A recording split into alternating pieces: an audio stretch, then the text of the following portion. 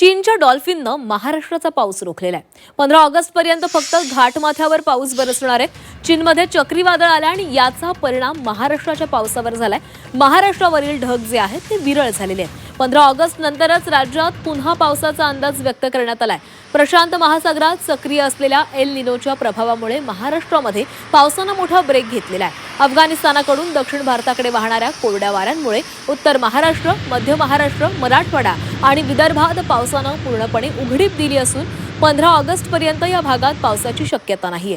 चीनच्या किनारपट्टीवर धडकलेल्या डॉल्फिन चक्रीवादळाचीही चर्चा सुरू आहे। या चक्रीवादळामुळे प्रशांत महासागरातील आणि बंगालच्या उपसागरातील हवामानाच्या यंत्रणेवर परिणाम झालाय का असा सवाल निर्माण झालाय। 1 जून ते 8 ऑगस्ट या कालावधीमध्ये महाराष्ट्रामध्ये समाधानकारक पाऊस झालेला आहे। मराठवाडा व विदर्भातील काही जिल्ह्यांमध्ये पावसाची तूट आहे।